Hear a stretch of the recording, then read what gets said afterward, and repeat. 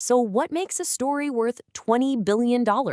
Today, we're going to dig into the incredible rise and, well, the dramatic fall of Nikola, a company that somehow became a giant before it even had a real working product. And look, this isn't just about trucks. It's about the anatomy of a modern market hype cycle and how a really, really good story can be the most valuable thing a company owns.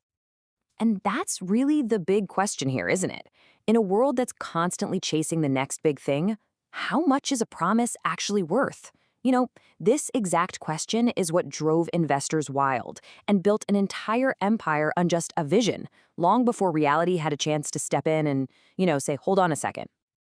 Okay, so to really get Nikola, you first have to understand the world it was born into.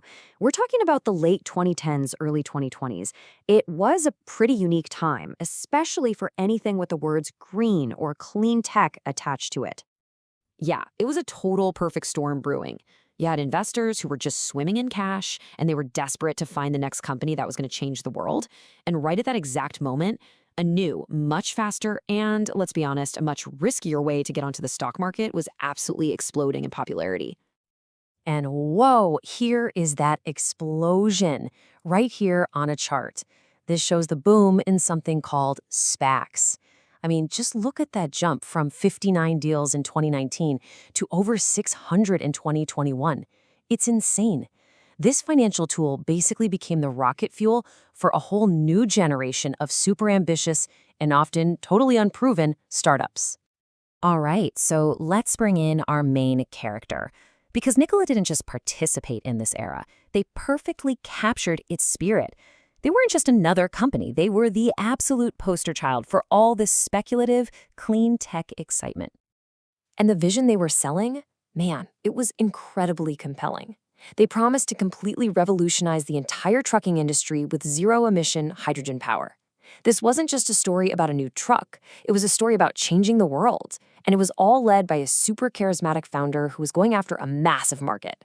It was a narrative that was just almost impossible to ignore. And that story, it translated directly into this staggering number. With pretty much zero revenue, Nikola's market value shot past $20 billion. I mean, think about that for a second. For a brief moment, this company with no real product to sell was worth more than Ford. The story was the asset. But what happens when that amazing, powerful narrative gets challenged? When investors and analysts start asking for actual proof, not just more promises. Well, this is where the story takes a really dramatic turn. So the questions started, and then came the serious allegations. Reports started popping up that questioned the company's technology and, maybe most damning of all, the authenticity of their product demos. And that, of course, is what led to official investigations. And this slide right here, this basically shows you the heart of the scandal. On one side, you have the promise, a sleek, powerful, fully functional truck cruising down the highway. And on the other side, the allegation. That same truck was just being rolled down a gentle hill. The only thing powering it was good old gravity. This was the moment that the whole narrative just started to crack. So you might be wondering, how on earth did a pre-revenue company get a multi-billion-dollar valuation so fast in the first place? Well, the answer takes us right back to that chart we saw a minute ago, the SPAC. So what the heck is a SPAC? Well, in the simplest terms, it's basically a publicly traded pot of money that's been created for one single purpose: to go out, buy a private company, and take it public. People often call it a backdoor IPO. And as you can see here, this path to going public can be really different from a traditional IPO. A normal IPO involves tons of intense scrutiny from regulators and the banks. The SPAC route, on the other hand, was often seen as way faster and, crucially, with a lot less of that traditional gatekeeping and deep dive due diligence. And this right here, this gets us to a massive question for the entire market. In that mad rush to get deals done and cash in on all the hype, did the whole SPAC boom accidentally create an environment where the usual guardrails were weakened, leaving everyday investors way more exposed? Okay, so let's pull the camera back out a bit and see what this whole story can actually teach us. Because the dynamics we saw with Nikola, they aren't just about electric vehicles. We can apply these lessons to spot potential hype cycles in just about any new industry, whether it's clean energy or, the AI boom that's happening right now. So, how can you spot the next hype cycle before it's too late? Here are the red flags to watch out for. First, is the story more polished than the actual product? Is the valuation totally disconnected from any real revenue or milestones?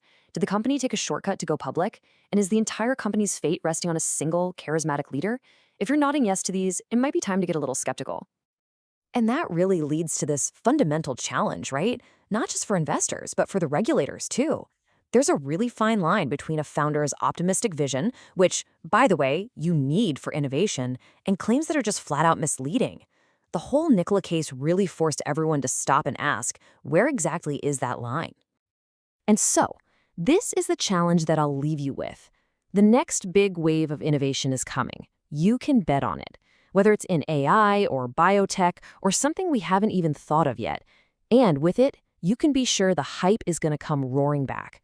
The question is, next time around, will we be able to tell the difference between a true visionary and a perfect illusion?